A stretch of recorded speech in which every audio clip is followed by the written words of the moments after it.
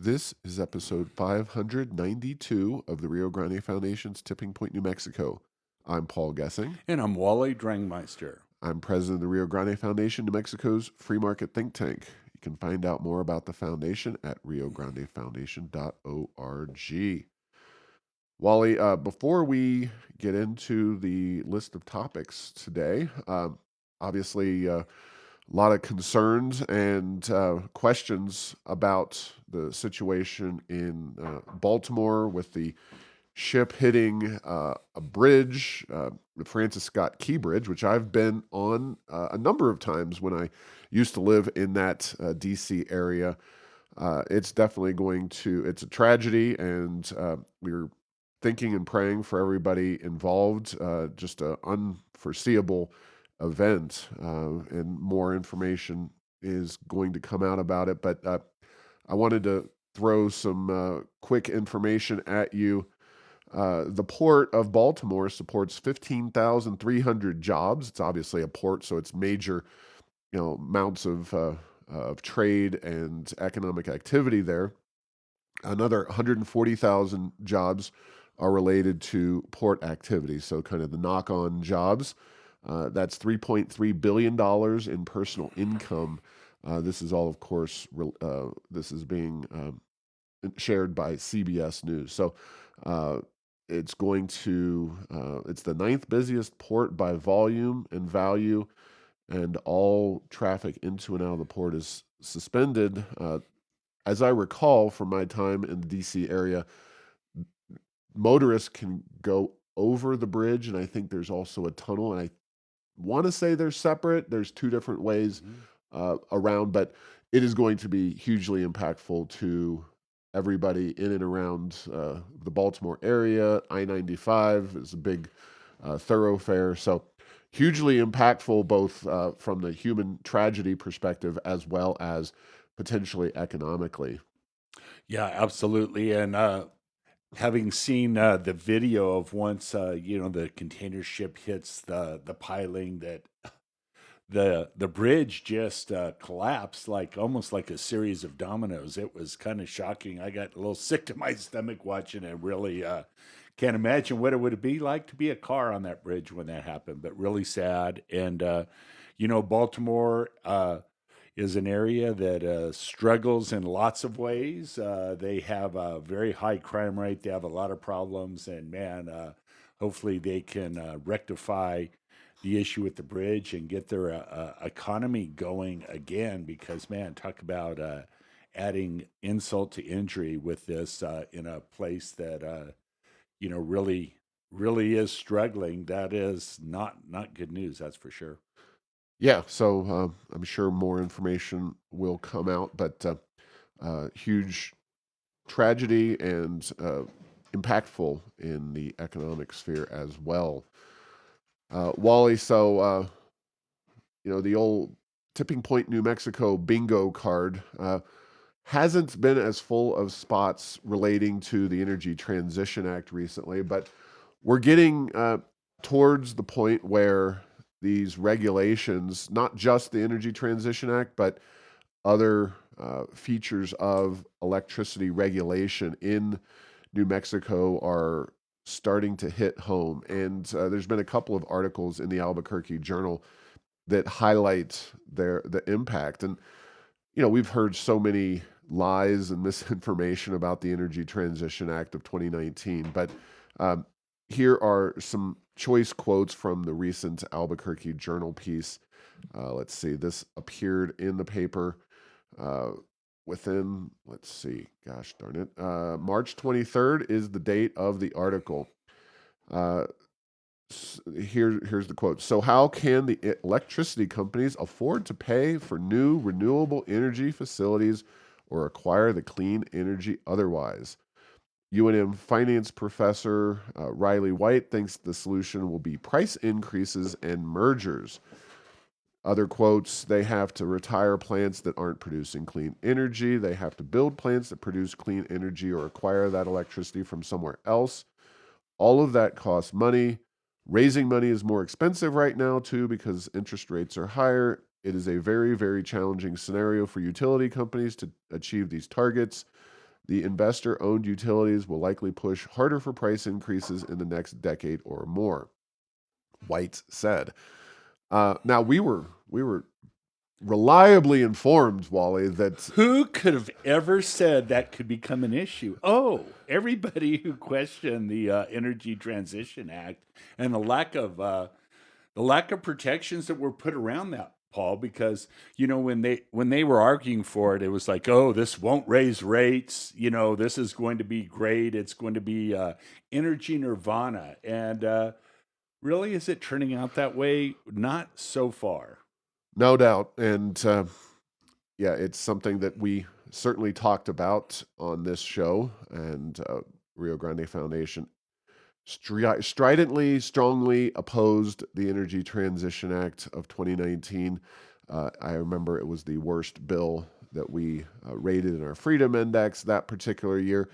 And it really kind of set the agenda for Governor Lujan Grisham, because not only did the Energy Transition Act uh, was it very aggressive, but it excluded green energy, zero carbon energy like nuclear power from Palo Verde, and this is going to be a challenging uh, issue for whoever the next governor of New Mexico is, because um, PNM still has concern. Just because we had a summer last year where we didn't have any electricity shortages and brownouts or blackouts, the uh, the transition is very much still going to be a challenge that we're going to have to deal with, and the costs are going to be real.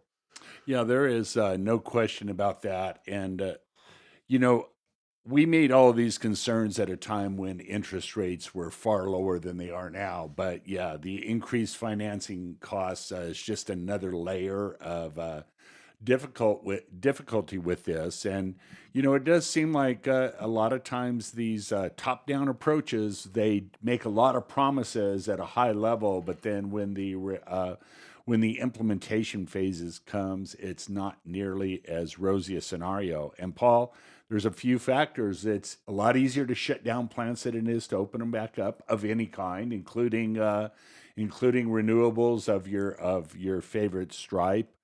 We are in a very electric, demanding type of time period, not only just with electric vehicles being added to an already strained utility infrastructure and system, but now we have a lot going on with machine learning and artificial intelligence and a lot of data centers, and there's a lot of electricity is used in all of that. And so something has got to give. Oh, yeah. And did I mention we're looking at reshoring a lot of manufacturing into the United States, because the supply lines between Asia and Europe and other places, as well as some big geopolitical shifts in the world, are making that much more likely to happen. So, yeah, maybe adjustments may need to be made, and maybe sooner instead of later. But this is the sort of thing, it seems like it's always and whether it's federal or state, it's always the next administration's job to fix these problems. We'll just kick the can down the road and blur our vision and pretend that everything's rosy in the short term.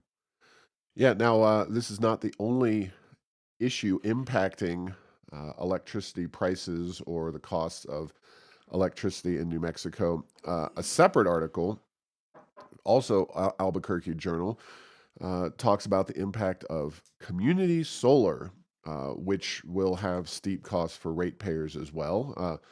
The article states that in order to upgrade the power grid to take on 200 megawatts of community solar energy, it'll cost $120 million between the three investor-owned utilities that provide electricity to a majority of New Mexicans. Uh, I did the math. It wasn't in the article. 200 megawatts is about 2% of New Mexico's 9,098 megawatts of electricity consumed. So Mhm.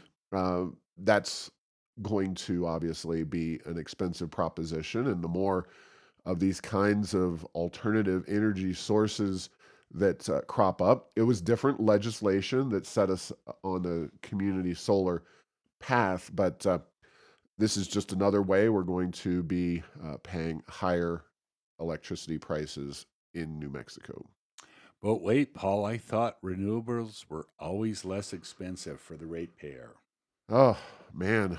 Well, that's a good transition, actually, because there's a chart that I saw from our friend Robert Bryce, and it's not about the expense, but this is kind of in the vein of, you're starting a new workout or something, and the idea is no pain, no gain. Well, when it comes to these so-called green policies, you're getting a lot of pain for very little gain, and the pain is primarily, that we've seen over the years, at least in the United States, is in California, and their rates are increasing as they pile more so-called renewables onto the grid. But this chart from Robert Bryce shows that the CO2 intensity of electricity consumption in the state of California between 2011 and 2023 has been rather flat. There's especially on the right end, the side where you're seeing 2022, 2023, uh, very little in the way of changing impact in terms of CO2. And, I'm not well versed enough to know how things are working on the power grid in California, but I suspect that there are just other technologies, other things that are being employed by necessity in the state of California in order to keep the lights on and keep the electricity flowing that are boosting the CO2 emissions coming from California in ways that kind of uh, still cost money, but don't really have the positives that the supporters want in terms of reducing those CO2 emissions. Well, yeah, and Paul, a lot of the technologies that are purported to be green, they have a very long CO2 payback period. You know, an electric vehicle, even if uses renewable energy, it does not just, it takes a lot of carbon emissions to make these vehicles. So you have to operate them a long time with low carbon energy, supplying their needs for that to be net negative. And I think we're seeing a lot of that. And a lot of times the numbers and the assumptions made are okay. Yeah, electric vehicles are zero emissions, but if they're still fueled by electricity that's produced with natural gas or coal, you really aren't gaining as much as people would lead you to believe, because they always make the assumption that they're always powered by renewable energy, and that's not the case, at least not right now. Yeah, so it's a lot related to electricity, and those are looming issues that still have the potential, or really are starting to have the potential to disrupt our lives and start to impact our families' bottom lines as well as businesses. And that one, unfortunately, it's going to require a lot of work to kind of pull back by hopefully a future governor that is a little more sane on some of these issues. Reworking the power grid takes time on the front end, and it's going to take time on the back end. But the way forward, if I were king, would be a combination of natural gas combined cycle plants and encouraging a future that involves nuclear energy of some sort, whether it's the small modular reactors or something bigger. Either way, I think nuclear is the fuel source that makes the most sense for the long future of New Mexico and our country. Yeah, Paul, and in the long term, I have a feeling that's going to be the case. But how bad will things get, and how unstable and how pricey before some decisions that are made that have a decent chance of meeting the objectives? And just hearing the word long term come out of my mouth, the trope in the long term, we're all dead. So maybe in our lifetime, we might be in for a whole bunch of what unstable, uncertain, unreliable, and very costly energy that could be in our future. That's the path we're on right now. Yeah.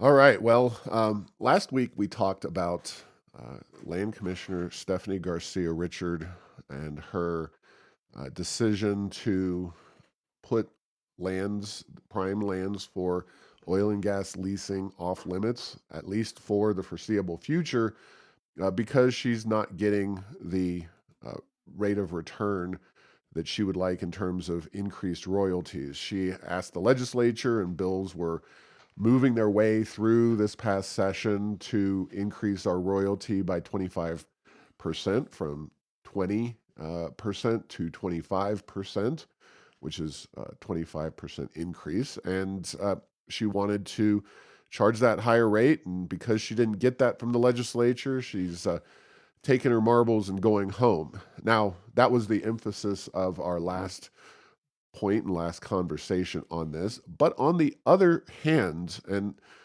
while we still disagree with the land commissioner, it is worth noting that upon further review, she does know more about the oil and gas industry than any other statewide official. At least it is her job. Whether we agree with what she says or doesn't say, it's a different story. But she does have a lot of information there. And this action is pretty much dedicated or predicated on the idea that the oil and gas industry is going to continue to grow, to generate revenue, because she's essentially taking a long position in oil and gas. She's saying that she thinks the future value is going to be as much or more than what it is now. And I think that's telling that somebody in such a position, even an ideological, more or less an opponent,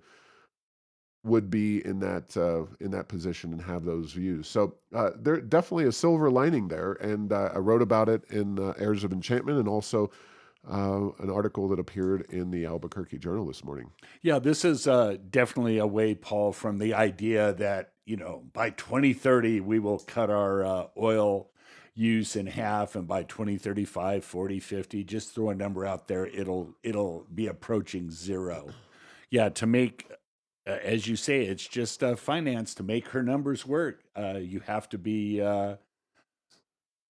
having the idea that oil production will proceed for a long period of time under these leases that she's contemplating trying to really raise the royalty rate on. And as I've said, Paul, I'll just say I'm not saying she's wrong or right. I don't think we know whether she's wrong or right, what the rate is that would maximize revenue on these state trust lands. But obviously, we know that you're not maximizing it in the short term if you're not doing new leases and letting new projects develop. But I do think this is a great analog for the Laffer curve. Let's, the thought experiment, if the royalty rate is 100%, there would be no oil produced. And, as it comes down, at what point does it maximize revenues for the state?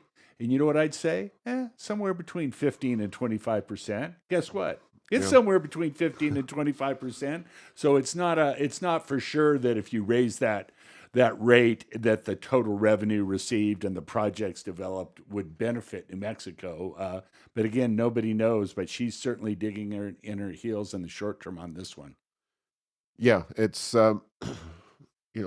axiomatic in the investing world that if you have an asset that you believe is going to be worth less and less into the future, that you attempt to unload it, kind of a fire sale, as quickly as possible, because you never know how far that asset is going to go down in price. But of course, as we talked about just last week, production, both in the United States and in New Mexico, are at record levels. Crude oil, as I sit here right now, according to Yahoo News, crude oil is at $82, which is certainly not on the low side. It's been higher, but it's typically been, I would say, much lower in recent years. So this is an increase that we're seeing here, and it's an indicator that, yeah, right or wrong, this industry, from the land commissioner's perspective, will be there moving forward at a very high level, that she can enhance those revenues one way or the other for the state. Again, yeah, whether it's the right or wrong move, I think it's a hard decision to fully understand. But You oil and know, gas not going anywhere. well, and Paul, your point is that if you know, so in addition to the royalty rate, there's the bonus lease payment, the amount you paid to initiate the lease. And if you thought that, let's just say you believed oil and gas was going to be illegal to produce in the future, you might contemplate lowering the rate and then getting a higher bonus payment up front, because this is, after all, this is an industry that's going away. But that's not the case here, which is it's interesting. Not that she's going to do a press release saying that we all know that the oil and gas industry is going to be around for decades, if not centuries, to come in the United States and New Mexico, but her actions have belied the fact that, yeah, she really does realize that that is true. Unlike most left leaning politicians, can't even contemplate such a statement. Yeah, and as I write in the Albuquerque Journal, Garcia Richard's message should hopefully, but I doubt it will, filter down to the 112 members of the legislature who are acting like the surplus is going to go away. The oil and gas industry will go away in the very near future. I also noted that uh, oil and gas, oil production, not gas, sometimes they're the same, sometimes they're different, but in this case, oil production has doubled in the state of New Mexico since the waning months of 2019, shortly before the pandemic. We've seen a doubling in production since then, and it's doubled several times before that. So the amount of money flowing into New Mexico is unlikely to change, and this needs to be a topic of conversation and debate in the upcoming legislative races, because ultimately, uh, there's the idea of taxing the industry more to generate more revenue for the state is, uh, I get the logic of that.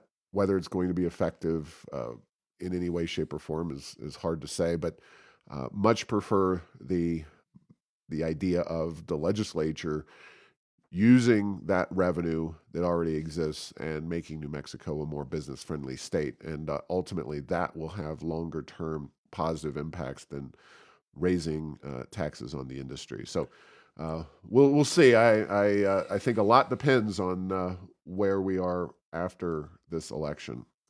Yeah, and but where we are is likely to be using oil, and right now I don't see anything that makes it appear like we're going to have a dramatic, big, sustained reduction in the price of oil. So yeah, the odds are we'll probably be raking in the money here in New Mexico with to this point, not necessarily a vision how to utilize that for the betterment of the state in a meaningful way.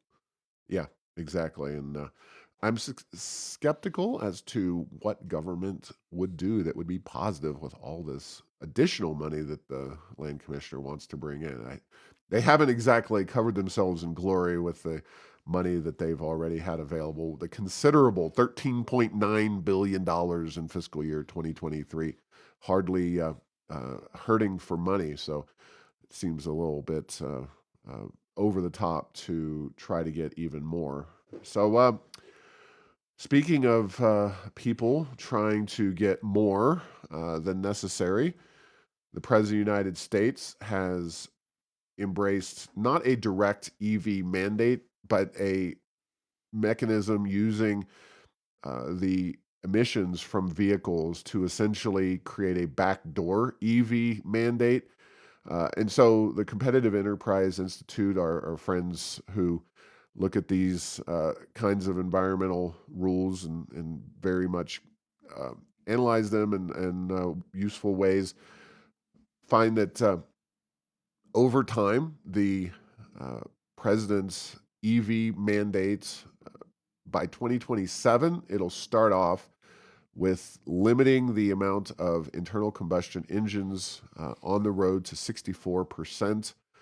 Uh, 26% of vehicles sold will have to be of the battery electric. Then there's other types that have smaller market share because that only gets you to 90%. You've got plug-in hybrid and hybrid vehicles that are still able to be sold. That mandate will phase in until 2032 with a very aggressive upward trajectory for the battery electric to 56% of vehicles sold, only 29% for internal combustion engines. So, very much along the same lines as Governor Lujan Grisham. Of course, this pertains nationally to vehicles sold not just here in New Mexico, but across every state in the country. And so, if this does stand, and it's pretty simple, if Biden is reelected, they are not budging. They will continue down this path of forcing EVs on Americans. If Biden is not elected, I think it is very safe to say that President Trump will eliminate these EV mandates. So, a pretty binary choice there.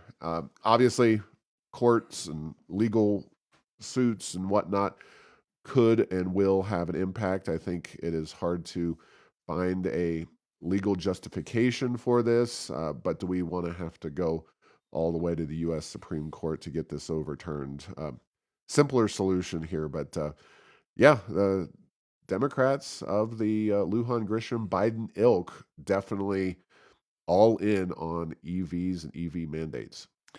Yes, and Paul, notwithstanding the fact that we're already seeing a lot of issues with EVs on the demand side, on the ability to create infrastructure to power them, but the favorite tool is to come up with these phase out provisions that phase out what they don't like and phase in what they do like over whatever 5, 10, 15 year period, and without any real plan to get there other than relying on the creativity of engineering and the companies that are out there in the marketplace to come up with something. And then if it does hit the fan, then you just have to back away from these. And we've seen this in other things over the years from a goal setting point of view. And I certainly do believe we're on track for this. Again, absent some miracle new way to create batteries or to do something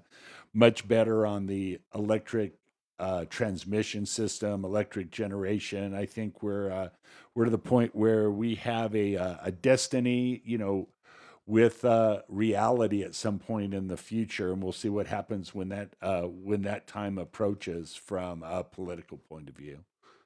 Yeah, a lot to talk about with EVs, as we have talked about many times, and unfortunately, this is well. The good news is that there's no avoiding it. People will feel the pinch of this policy. The bad news is that there are so many ways that politicians can distract people from the issues at hand, as we saw in the last election, where Lujan Grisham did not run on. She did not mention EVs, to my knowledge, during the entire campaign last time around. And I don't remember President Biden really making a big deal about EVs in his. He did talk about attacking the oil and gas industry, but he didn't specifically say electric vehicles were going to be a top priority. But here we are, and hopefully voters recognize the negative impact that this is going to have on their day-to-day lives and their, everything from where they get their vehicles from. It's probably not going to be Ford and Chevy and Chrysler anymore. It's going to be build your dreams and Chinese companies, etc. So anyway, we'll move on. We've got a new document that I think is very, very useful and important for political candidates, for the legislature. Rio Grande Foundation's put this out, and it is a candidate's guide to improving New Mexico economically, educationally, and constitutionally. Uh, really going through this briefly, maybe sometime we'll have an opportunity we can really go through in fine tooth fashion all the ins and outs of this. But we talk about a lot of these issues on this show. So the economy and spending, of course, the state of New Mexico, $13.9 billion just from oil and gas alone. 7.5 billion of that is to the general fund, 6.4 to the predominantly the permanent funds. We could easily pay for our general funds with those dollars, and not even touch the non-general fund money. But obviously, um, what that money is doing tied up in the permanent fund is another area that could and should be addressed. GRT reform, something that's obvious. We need to have done that a decade or two ago, but we could move in a positive direction simply by repealing the gross receipts tax and moving towards a sales tax structure, uh, eliminating the personal income tax, corporate, capital gains taxes, all pro business, all could easily be done. Uh, Regulations, we talked about EV mandates, the Energy Transition Act, right during this show, right to work. Davis Bacon, right to work just says you don't have to join a union or pay union dues as a condition of employment. Davis Bacon reduces the power that unions have over public works projects. Both of those should be priorities. Anytime there's a legislature that is able and willing to take on those issues and could get them through to the governor's desk if it was a governor that would sign it. Constitutional liberties, there's the Second Amendment, and prohibiting essentially the governor's ability to take your rights under the Second Amendment, as Lujan Grisham attempted to do back in September of 2023. Public health orders being a big part of that. Uh, so obviously, there's the COVID-19 public health orders, and then there's the Second Amendment orders. So you can kill two birds with one stone with the public health order rule, but also the Second Amendment should be respected, and people should be able to defend themselves as a general principle. Education, Mississippi Miracle, charter schools, improving our charter school law, making them truly a choice that you don't find in the traditional public schools, than ESAs, as Arizona and so many other states have been doing. Government spending, you've got New Mexico way overspending relative to our neighbors, and the permanent fund that is uh, growing by leaps and bounds to, as of 2023, $43 billion. But as I just mentioned, another 6.5 billion or 6.4 billion was dedicated just recently to non general fund, much of that flowing to permanent fund. So how to handle and whether just to sit on that permanent fund money or whether to do something else with it is an open question. But certainly, New Mexico has a lot of money stored up for some future purposes. Yeah, when we have purposes today. So, Paul, this is starting to look like a summary from the Legislative Finance Committee on some of these issues. So, Yeah. no, it's interesting. I applaud you putting this together. When I look at strategically the big three for New Mexico to thrive is reduce crime, improve education, and you know what? I used to have tax reform as probably number one until crime and education got so bad. I think it's a distant third, but when we have money, the money can certainly solve the tax issue. Money, by definition, can and is the tax issue, whereas education and crime requires some work and some planning and some policies that are actually going to be effective. But yeah, this is a good start. So I was just contemplating what New Mexico would look like with all these policies implemented, and it would be a scary thing, Paul, to know how fast New Mexico is growing and hear everybody gripe about how many how many people are moving here and how many jobs there were and how it's crowded now. And we wish it would go back to when we had high crime and bad education. So maybe it's not all glowing, but there are. That's a backhanded way to say that there are some that I don't think want New Mexico to thrive because they're happy with it being small and failing on many accounts. Yeah, and if voters don't care and they continue to vote the same exact way, then unfortunately, based on the system that we have in place, and I believe there's a lot of quotes out there, Winston Churchill among them, about the flaws of democracy, but not a whole lot of easier, better options out there to inherently change the system in a better direction. New Wallethub report, speaking of all these issues, cites New Mexico as having the third worst return on its tax dollars among U.S. states. Uh, Not exactly a surprise to us.